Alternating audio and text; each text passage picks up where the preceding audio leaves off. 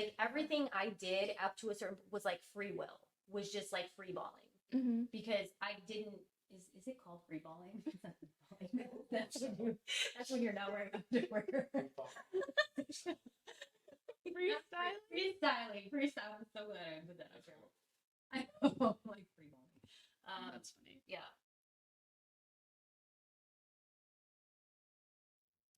Hey everyone, I'm Isabel Esteviz, and I am thrilled to welcome you to the very first episode of my podcast, Every Day Above Ground. Before we dive into today's topic, you probably need to know why on earth you would want to listen to a word I have to say. And plot twist, I'm going to start with who I am not. And so I'm not a doctor. I'm not a therapist. I didn't go to an Ivy League school, and I don't claim to have this world, or my life for that matter, figured out just yet. But I have made it through some very severe trauma in my life, most of which happened before the age of 20. Like what? Like navigating my life with a severe and very visible skin disorder since age 5, experiencing my dad's death at age 12, plus 2 near-death experiences of my own by age 15. And I also helped my mom raise my 3 brothers while going to school and also working throughout my 20s. And that's just the tip of the iceberg. But it's all true. And this was the start of my life. What I love about it, though, is that despite every single obstacle I've experienced, I've survived and I've thrived 100% of the days on Earth. So I see each day as a new opportunity, and I'm always seeking new ways to learn or teach others and show them the world really isn't that bad. This is why I decided to name this podcast Every Day Above Ground. Now, on to today's topic, and it's something I happen to know a ton about. Situationships, as I like to say, the Titanic of all relationships. I actually asked my guest today, Farrah Whittemore, to pick the topic, and low key, I was excited when she suggested this and agreed to join me. Now, listeners are probably like, wait, who's Farrah? So, Farrah works at the front desk at the MMA gym I go to for kickboxing. And what I love about Farrah is from the very beginning, she was warm and welcoming. She bothered to remember my name very quickly. And I always just has a shine about her. As I got to know her more, I see so much of my younger self in her. When she picked this topic, I thought it was perfect because Farrah is going to bring her experience from a high school college lens. And I'm going to begin to share mine from the lens of a 40 something out of a long term relationship, single mom of 3 boys, attempting to date in a new world, complete with apps and very, very low attention span. My hypothesis is that even with the age gap, our worlds and views on dating are going to be similar. And the hope is you gain a multi view perspective on the lessons we've learned so far about situationships. So, with that, I want to thank you, Farrah, for joining me today and welcome. Thank you for having me. I'm so excited. I'm over the moon and I'm just like, I can't wait to dig into this topic. But before we do, I know I gave kind of a 40,000-foot view of who you are, but I'd like you to just take a few more moments to tell people a little bit more about yourself. Yeah, so my name's Farrah. I'm 18. I just graduated high school. I've been homeschooled um, my middle school years through high school. So I work at the MMA gym and I'm in a long relationship. We've been dating for a little over a year. Okay, and that's good because now we're, already a relationship, good. But how about, have you ever been in a situationship? I have. I've been in a few. One of them was pretty traumatic. So, Okay.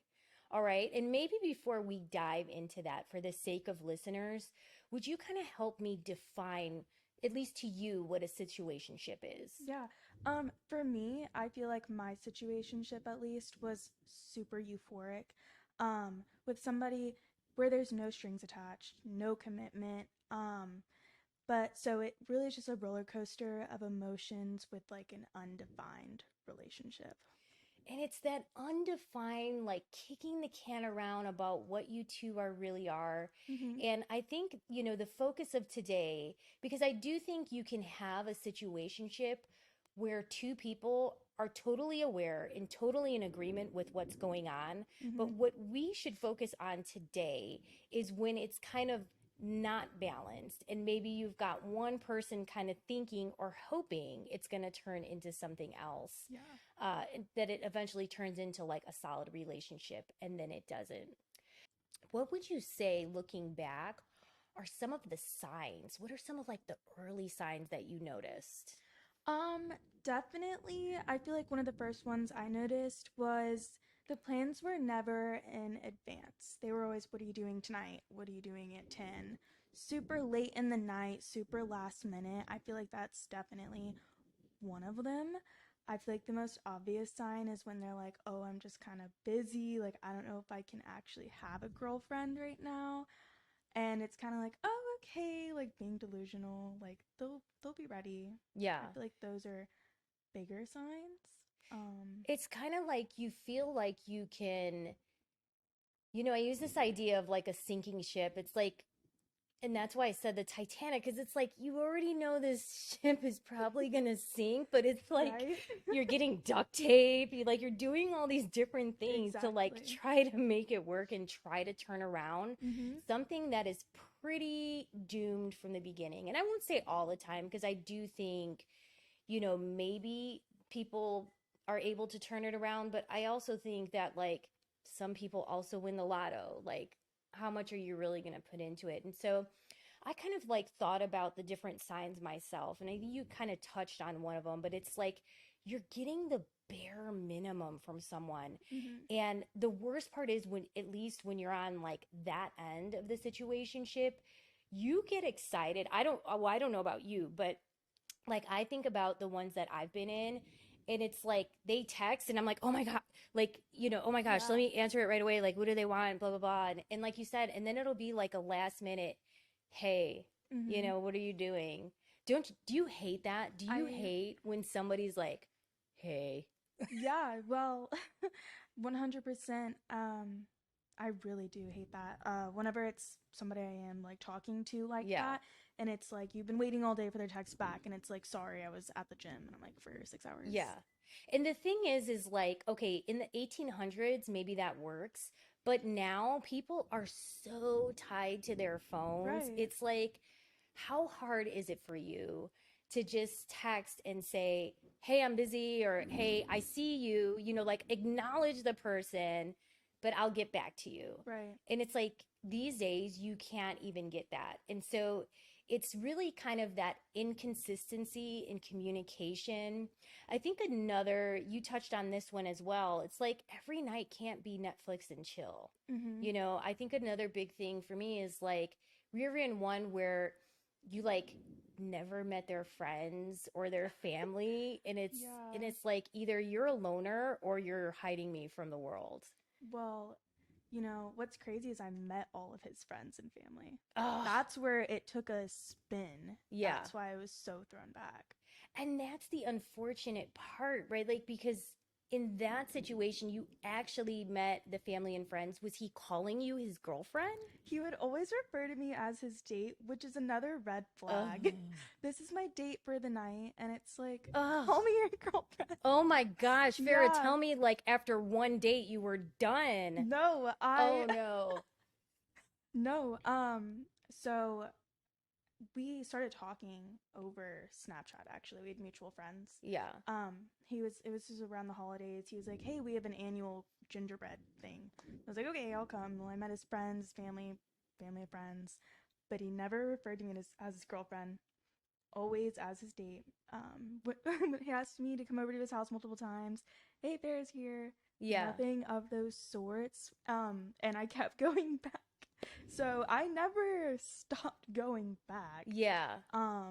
Which was another red flag. Do you think that in that relationship that it was maybe just like only ever on the surface and no real depth to it. So it was like they gave you enough just to know and kind of emotionally connect with them, but not enough to like back them into wanting to commit. Yeah.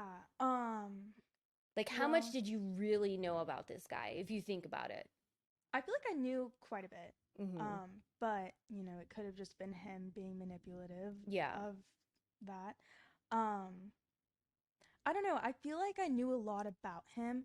And whenever he would tell me, like, no, like, I want you to be my girlfriend, I just need a little bit of time, I thought that meant he was going to ask me to be his girlfriend. So, you know, Yeah. It's two different definitions of one thing. it's the drag along. And I think like I had a situation where it was like, in terms of like the depth of the relationship and why I got so emotionally attached was because he would always focus the conversation on me. Mm-hmm. And so I'd be like super excited. I'm like, you want to hear about my day? Yeah. You want to hear about me folding socks? Oh my gosh, let me tell you how difficult it was to find a match to that socks. And he would be like all into the conversation. Mm-hmm. Now stepping back and like seeing it in hindsight, I think he did that because he didn't want to open up about himself. Oh, like he okay. didn't want to like deepen the connection Yeah. by being vulnerable, because I feel Okay. like he was very emotionally available. And it's something that, like I said, you almost, until you experience it, I feel like a bit of what this podcast and in my whole journey in life is like to go to the younger version of myself and be like, okay, I did this, this, and this. Don't do this. Mm-hmm. And this, I feel like, is a really, really big one, because you're just thinking like, oh my God, this person is so in love with me and they want to know all about me. And it's really that they don't want you to know all about them. Yeah, that is very true. Very, very sneaky tactics. And, you know, you touched on another great one too, which was just kind of like that convenience factor. And I'm guilty of it too. Hey, I'm, going to come around at 10. Are you free? I'm like, yeah, let me just move 10,000 of my plans. Sure, no problem. Yeah. I can make it work. So it's a bit of that like imbalance, if you will. Mm-hmm. So now that we've kind of like discussed situationships and kind of some of the signs, tell me a little bit about the relationship that you're in now. Obviously, you don't have to go into depth, but I want people to kind of begin to have a clear understanding of what a healthier relationship looks like. Okay, yeah. So I actually met him at war. He's a wrestler. Wait, I don't know this. Okay. Oh, yeah, it's spicy. So about a year and a half ago-ish, well, a little less than a year and a half, he was wrestling at war, and I kind of like just saw his name on Snapchat pop up, and I was like, this looks really familiar. So I added him. We were talking. Come to find out, he wrestles there. I work there. So he took me on a date, and then ever since then, we kind of just hit it off, I guess. I met his family. The same night he asked me to be his girlfriend, which was crazy, but I was like, okay. He's super, super understanding, like a literal saint, helps me through so much stuff. Seriously, he's very uplifting. He communicates very well, which I really, really like, because I feel like past people in my life just kind of kept quiet. But he does have an opinion on things and he'll let you know, which I completely just love about him. Yeah. So I feel like all those things to me are very healthy. Communication. I see him regularly, which is really helpful for me because I have like attachment issues. So he's really great. So I feel like those are some of the qualities that make it healthy. Yeah. And so I think about like, what you're saying about clear communication. Clear communication. Lots of people think they're great communicators or very clear in communication. Like I think about one of my last situationships, he was like prideful about it. I am very clear in communication and expressing what I want and blah, blah, blah, blah, blah. People are good at communication until you get to an uncomfortable conversation. Mm-hmm. And then you really start to see how clear or not clear they are. Yeah.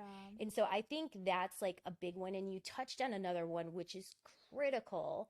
And that's boundaries, right? Like you establish boundaries as part of your relationship and you have mutual commitment. These are things you're not finding in a situationship. So Right.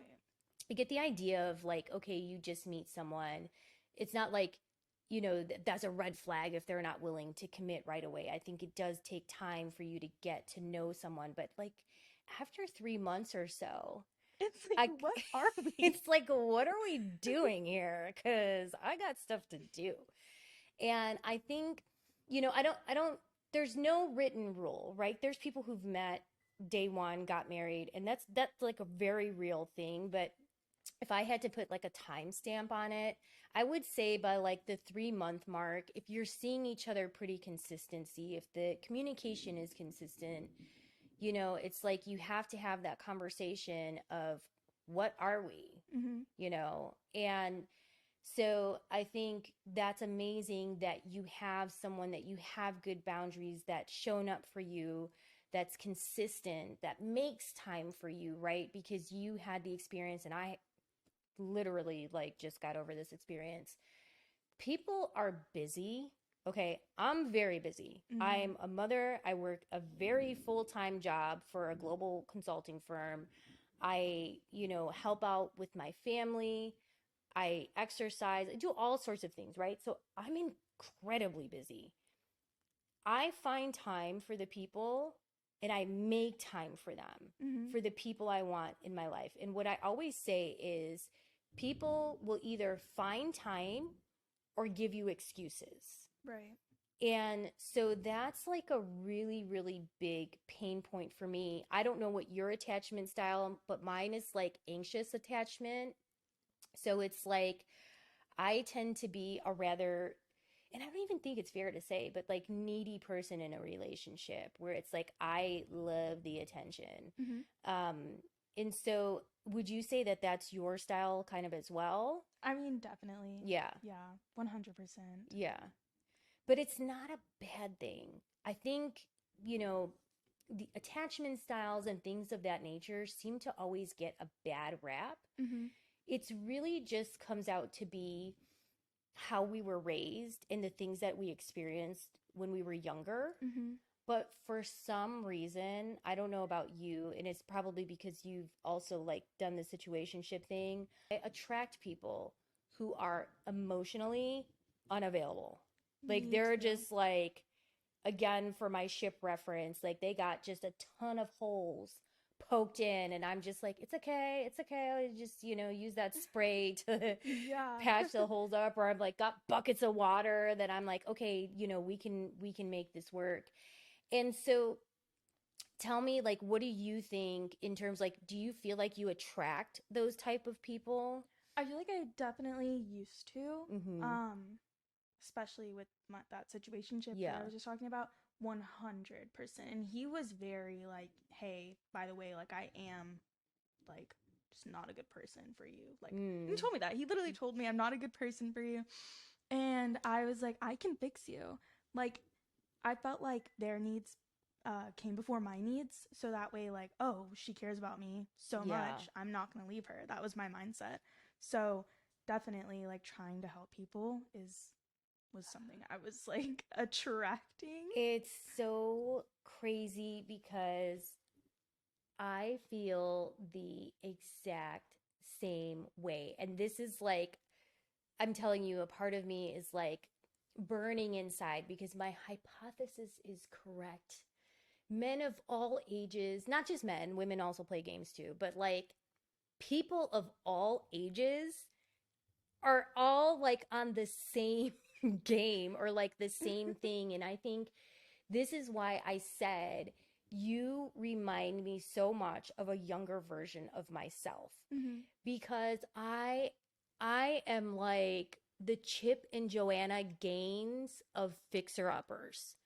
Like I just think that I can fix everyone, and it has not done well for me, like in terms of relationships, because what happened was I would find myself attracted to the bad boys or the ones that were hard to get because I'm like, ooh, a challenge. Like, oh my God, this is so much fun. Yeah.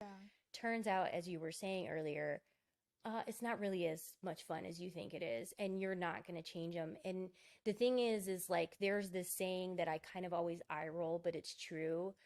When someone shows or tells you who they are, believe them the first time, right? So it's like you heard that guy tell you, like, hey, I'm no good for you. And I've heard that before too, and I'm like, ooh, like a real, this is like a physical challenge. Like, I love it, like, what are we going to do here? Would not, like, 10 out of 10, do not recommend to anyone my age, Farrah's age, and anywhere in between or above. Like, just don't do it. Like, just say no. Seriously, say no. Yeah. So I think that's probably like a good segue into the question of why?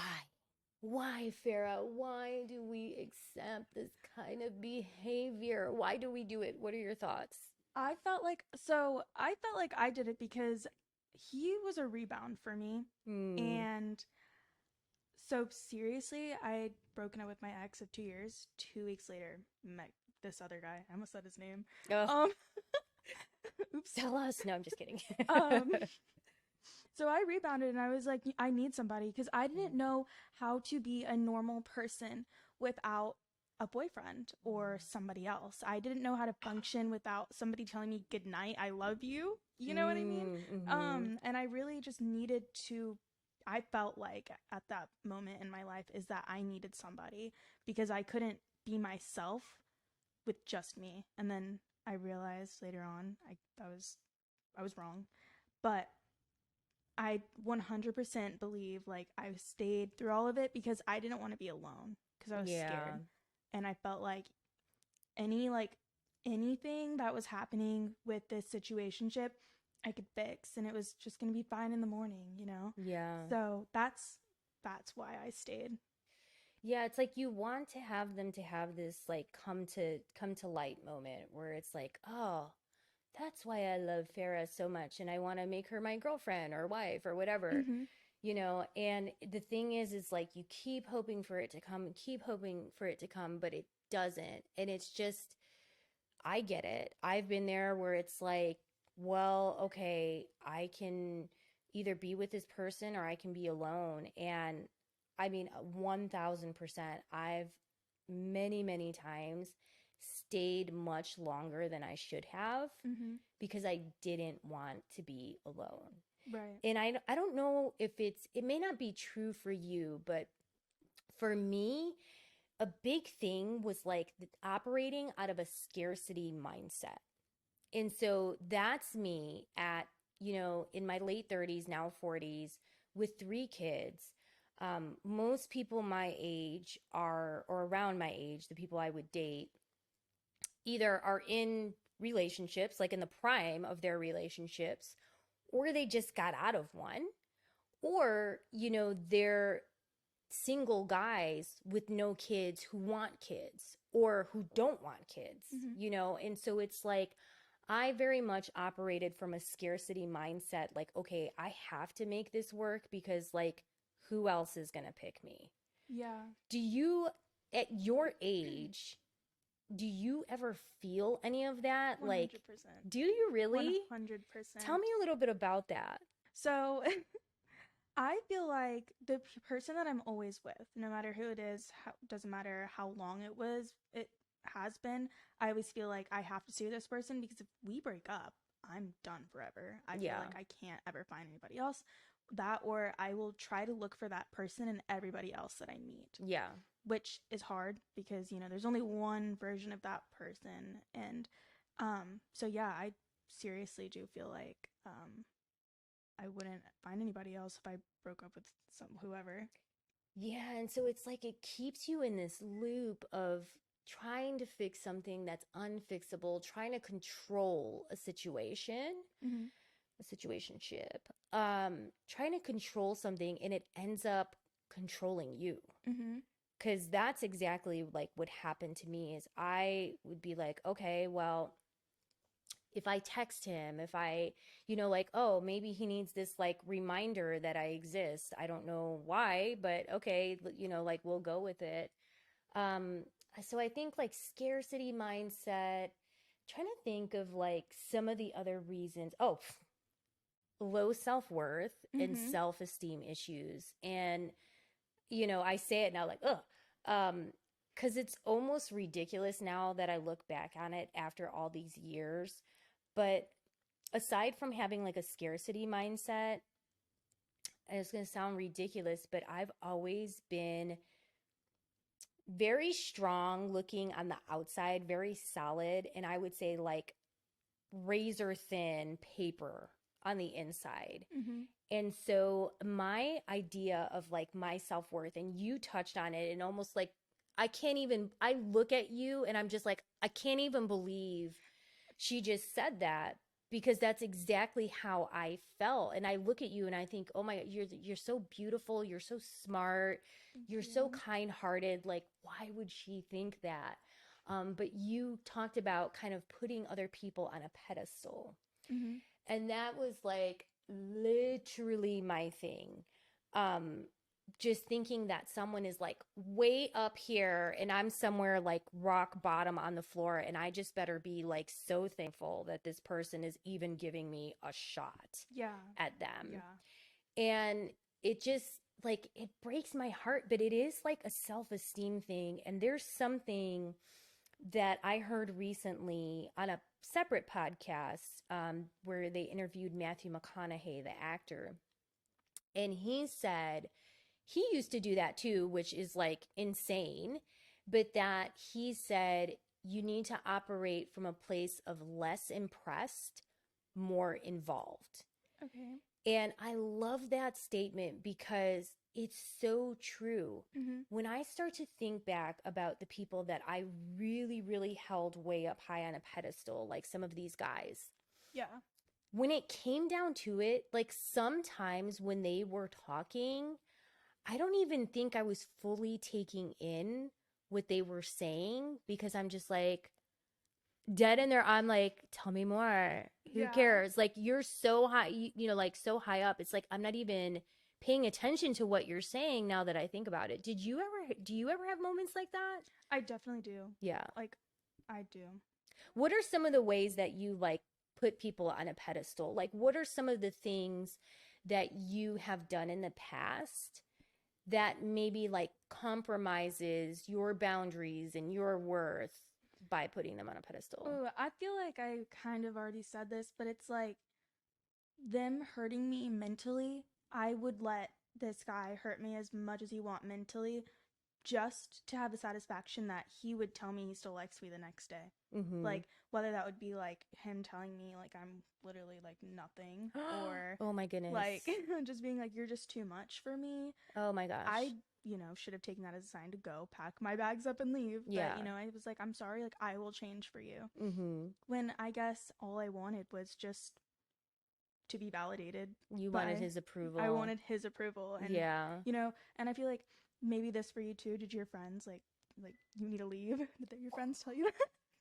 My friends and my mother of like, okay, my mom, I don't know. I kind of disqualify her because she always says that no one will ever be good enough for me. But like, the amount of people that would be like, F this dude, like, F this guy, Isabel, like, you're beautiful, you're this, you're that. Who cares about this guy? Like, he's for nada, like, he's nothing. And I would be would you get defensive? So defensive. Oh my gosh, so defensive. Yeah. It got to the point where my dad was just like, I don't want to hear about it. Yeah. I had a friend, my best friend one time told me, I was telling her all the problems. She's like, unless you're going to leave, you need to stop talking to me like right now. Yo, yeah, my best friend. Yeah. She said almost the exact same thing. She was there the day I started talking to him. She saw me snap him. She goes, do not expect anything more. I'm like, you don't even know. She's like, I can feel it. She was right.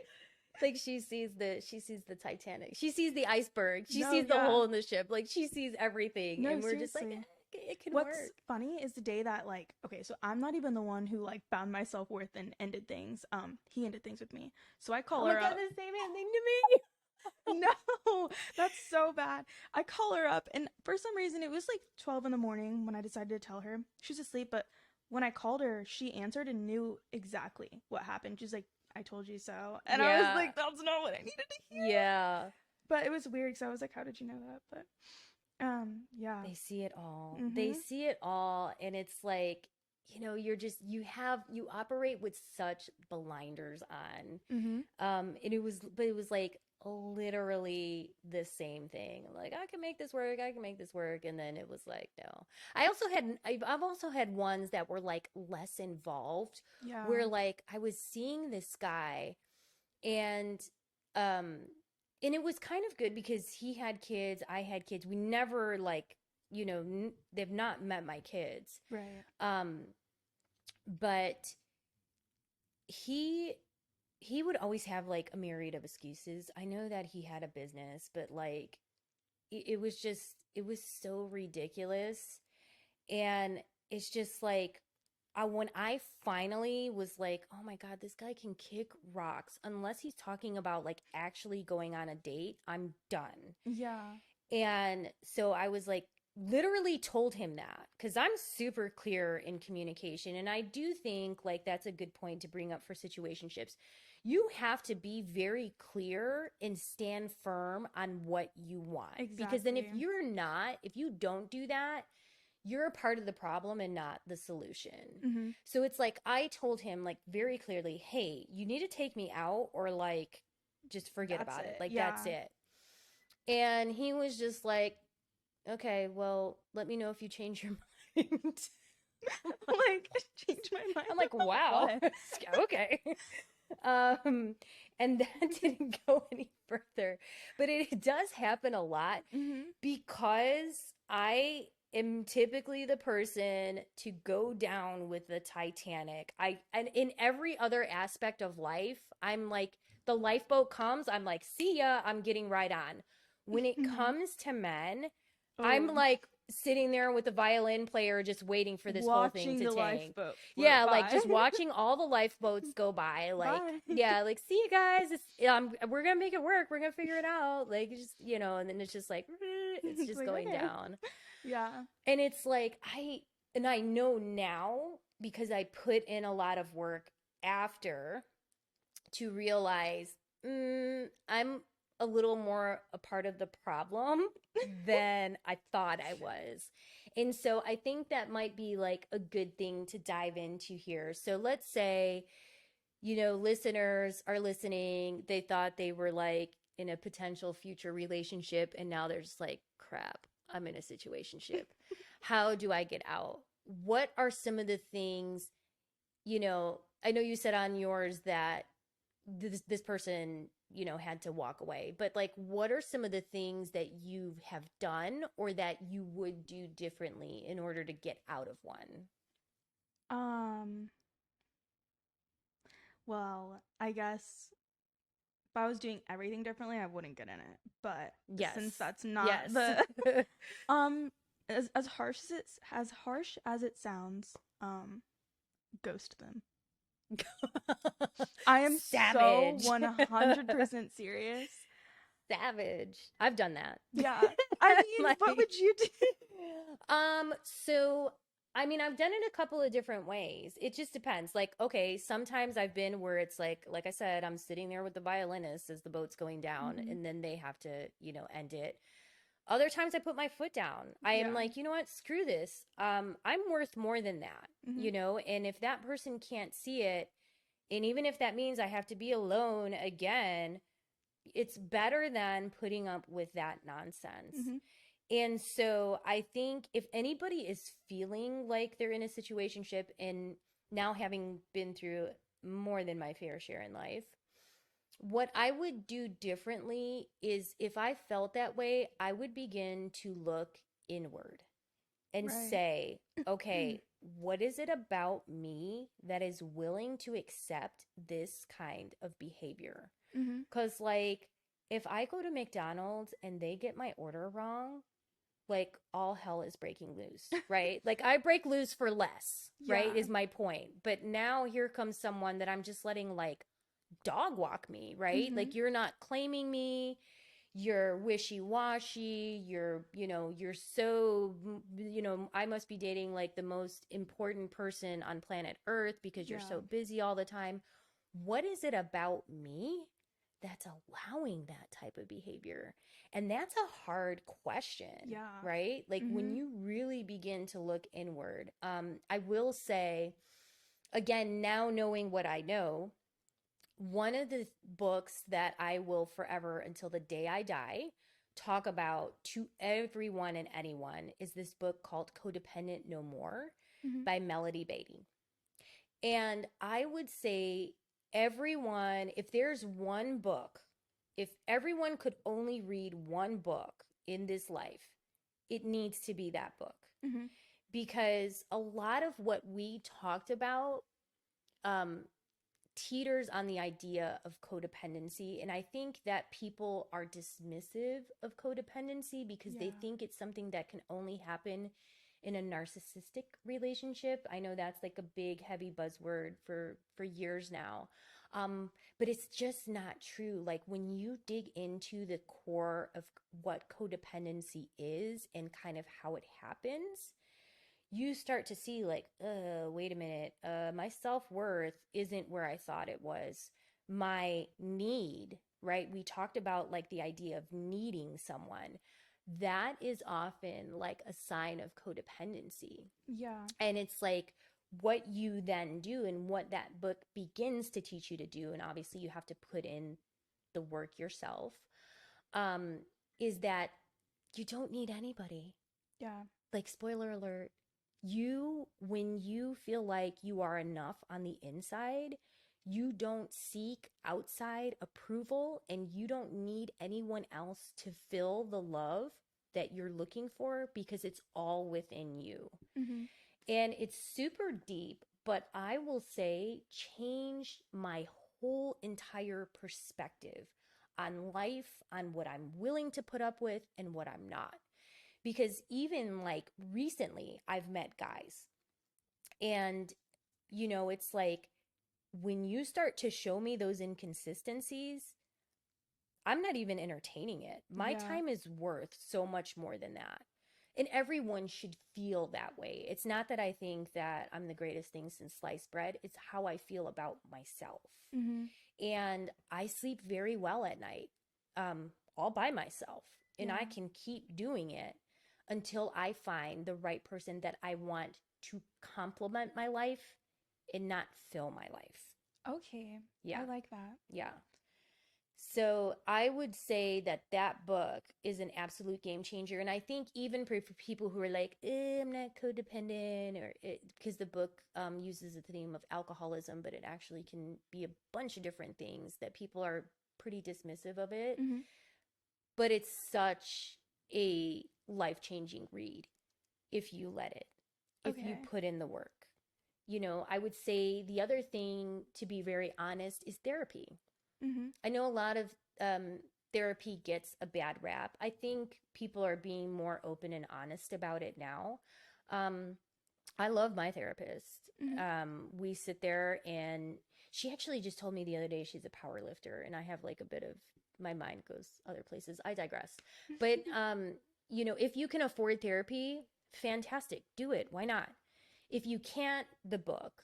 And if you don't want to focus on the book, start with like videos. Yeah. But you gotta start really searching about what it is that makes you put that person on a pedestal, and what makes you be willing to accept your kind of like non-negotiables.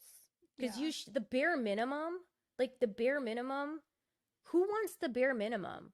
Who deserves the bare minimum? Absolutely nobody deserves it. Yeah. But we do it, right? And it's like, when you start to get into, okay, wait, why is that? It's very, very enlightening. Don't get me wrong.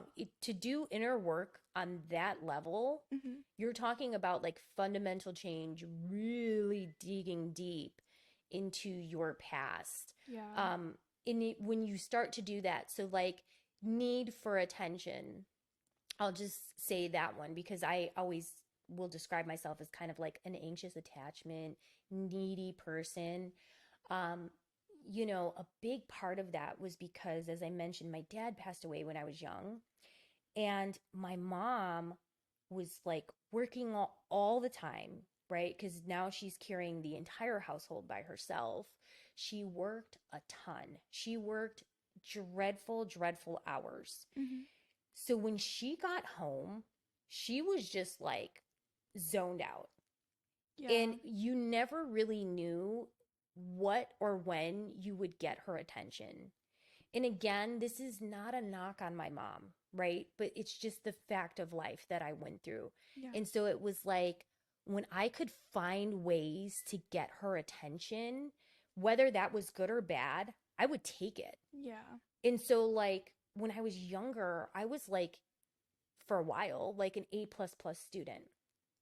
That stopped getting her attention because eventually she's like, what am I going to go to your parent teacher conference for? They're going to tell me you're a great student.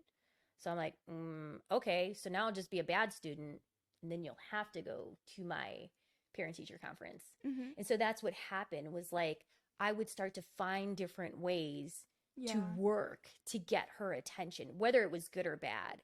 And so now I've taken you like, my therapist is probably shaking her head if she ever hears this, but it's like, that's the reality, right? Like when you start to do that inner work and you really start getting deep down into why you needed the attention, then you can work to fix it. Yeah. Yeah. But it has to start somewhere because otherwise you're like, what's the longest situationship? Like how long? Have I been in? Yeah. Like what's the longest? 3 months. That was the worst one. I did one for 5 months. I did it like it was, I made it sound like it was a jail stint. I was in for 5 months. And that one, feels like it. that one was similar to the one that you mentioned earlier because that guy told me from the beginning was like, I'm 6 months out of a divorce, my emotionally, like I'm not there. Mm-hmm. But also to your point earlier, it was conflicting because the more we saw each other, he was like, wait, I want to see you 2 days out of the week. I want to see you 3 days out of the week. So now you think it's going somewhere. Right. Well, my mom doesn't know this, but Ooh, more juicy stuff. Oh my gosh. Sorry, I got Mom. all sorts of stuff. This is exciting. Yeah. Sorry, Ashley. Sorry, Mom, you don't know this, but my family was leaving to go out of town for a holiday. I don't remember. I think it was Christmas time. Well, he texted me and was like, I want to see you before you go out of town. Well, we were leaving really early the next morning, and my parents were like, hang out with him if you want, but they like did not like really approve of him because I would like be crying every night. So they're like, I mean, do whatever you want, just tell us what you're doing. Well, I was like ashamed to tell them that I was gonna go hang out with him. So I went to this coffee shop at 6 a.m. to see him before I had to go on a road trip that same day, just because he told me he wanted to see me before I left. And I told my parents I was just going to go get coffee super early for no reason. Oh my gosh. Yeah. It burns my heart. I guess it's like, back to the idea of when a relationship is good, it's balanced and you're not having to like jump through hoops, play a guessing game, put in more time and effort than the other person. Like there's so much situationships. Situationships. Do you feel like what they put you through, did you put other people through that? Did you turn into them? Oh man, Farrah, like what kind of like you kind of were using their like little Yes, I have. Mm-hmm. I have, and oh man, that's why I feel like karma is very real. Oh my gosh, like yes, I've gotten it back 10 times worse. I hate to admit that, but yes, I've done it too. I will give you like, there was this guy, and he was just a gem. Okay, like so sweet, so like, I know what you mean. oh my gosh, complimentary. Good morning, good night. Mm-hmm. Like everything that you say you want until you actually get it. If you're not healed, and you're not emotionally available. Because that's the big thing. Like, I'm demonizing the other person. Yeah. But you yourself are not emotionally available either. Yeah. And so it's like he was just sweet as pie. Sweet as pie. And he wanted me to be his girlfriend. He wanted to meet my kids. Like, he was just all in. And this is a great example of a situationship. So eventually I realized I was going to hurt this person. Yeah. And this is such a hard truth to admit. For me, that relationship, as sweet as he was like out of convenience. Because at the time, my mom had just moved and my brother had just moved in with me for a bit before they established their ground here in Houston. And I just needed to like get away. And oh my God, I feel so bad. I did like used him a little as my getaway. I mean, I enjoyed the time that I spent with him, but it wasn't genuine. And when I could just see that he was just like, and then sometimes I wouldn't answer his texts. And he would be like, it's okay. Don't worry about it. You're busy, making excuses for me. Yeah. Finally, I just had to be like, I think we were supposed to go for like one of his friends' weddings. Again, like, I'm like, like meet friends, like all the things you want, right? But I just was mentally, I was not there. And so he had invited me and I was just like, no, I'm not going to go. And then I realized at that point, like, Isabel, that's not fair. Yeah. You need to just end things with him. And I did. I went in person and I was like, look, I think you're amazing. I think you deserve a great partner. It's not me. I'm not in this for the right reasons. I'm not as healed as I thought I was. I just can't. Yeah. And so, yeah, I did. But I mean, I'm not going to lie to you. I've strung a lot of people along in life. I definitely did that exact same thing. What's funny is this guy knew the other guy from the situationship. So I was like, oh, you know him, post me because he's going to get jealous. No, I used him and I will admit Oh, he was the sweetest guy. He would bring me coffee to work. I've known him forever. I just didn't know he knew this other guy. Yeah. But I was like, I saw they were mutuals on Instagram, so I hit him up. We went to a drive-in movie. But, like, he was so nice. Like, would FaceTime me every night and was so sweet. Would bring me coffee, compliment me, invited me over, But it got to a point where I was at his house, and I was just getting the ick so bad. No, Isabel, it gets worse. I got the ick so bad that I texted my mom to call me home for a fake emergency so I could leave his house. So I had my mom call me. She's like making up this story. She is a real wingwoman, by the way. Like, I love Ashley.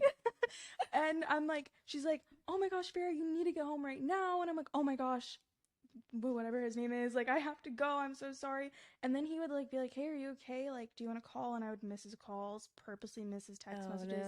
And I finally had to be like, look, I'm sorry, but like, you were better than me. You went in person. I sent him a DM over Instagram. No judgment. Like, it's a different I did, that was recent, but still, like, zero judgment whatsoever, because I've also taken your ghosting route. Like, I've done it like a lot. Yeah, no, well, it's because this guy didn't necessarily ghost me, but he texted me like random, January 3rd to be exact. It was like, I don't have the love to support you. And that was like a knife through my heart. I was like, oh, what? Because the day before, I felt like something was off. Okay, as if the whole relationship wasn't off. Yeah. But the day before, I called him and I was like, is everything okay? And he was like, yeah, everything's fine. And then the next day he's like, look, you're just too needy for me. And I'm like, and sometimes people, and to be honest, like, I've done this too, but like, sometimes people are gonna blame you just because it's easier, and sometimes they'll blame themselves. Like, I've also been in that situation too. There's a great I don't know if it's a quote or statement, what you would call it, but that I hear that I love, as a reminder, and that's people reject things they cannot afford every day. Mm-hmm. And I like to think of this as like, think about like, I don't know how into I'm super into fashion. And I think about like a Birkin bag. Mm-hmm. Okay, I can think a Birkin bag is very nice. I can want a Birkin bag, but am I really going to go get that Birkin bag? I'm not. And even Yeah. if I have the money, I'm not. That's a ridiculous amount of money for a bag. Yeah. But it's like people, that's true. They see things, they can admire things. It's not that you're not a beautiful girl. It's not that you're not smart or engaging or whatever.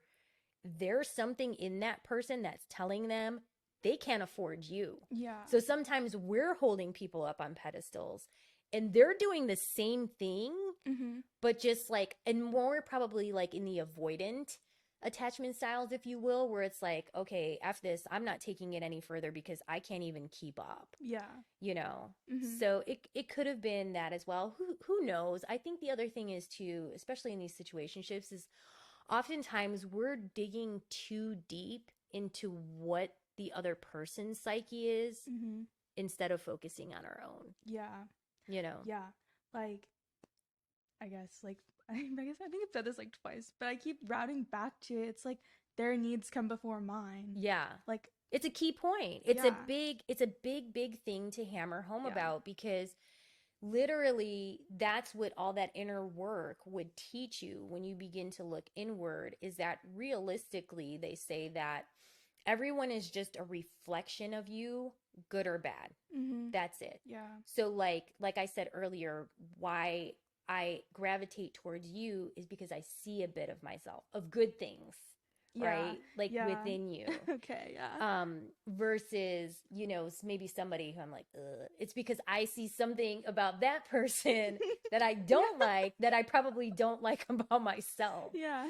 you know? So it's like, it can be tempting, and I've definitely done it. Like, I'm with my magnifying glass, I've got like every you know, video about like psychoanalysis and like what is there, this, that, and the third. But at the end of the day, it's really the only person you can control and change potentially is you. Yeah. It's yourself. Yeah. So I think we've covered a lot today, but definitely. I absolutely loved this conversation. Yes. Thank you so much for taking a chance and coming on and being my first guest. Yes. Thank you for having I me. love it. I appreciate it. If you're open to it, I would love to have you back. Mm-hmm. We can probably talk for days Yeah. about a 100%. bunch of different topics. Yeah. But I think that this was just such a great one to start out with, because so many people are in, you know, I will say, like, at my old age, it was like, it's complicated, and now we call them situationships. Whatever you call them, people are still definitely experiencing them 100%. at every age group. Yeah. Yeah. So thank you so much, Farrah, Thank for you for coming having today. me. I've had so much fun. Good. I'm glad. No, this is fantastic. Yes. And so as I close out, I just want to thank you if you made it to the end, for listening. I would expect you made it to the end, because me and Farrah are like off the charts amazing and super entertaining. But if you did make it to the end, you know, however you listened or watched today, I greatly, greatly appreciate it. And words cannot express how thankful I am for that. So until next episode, remember, every day above ground is a great day.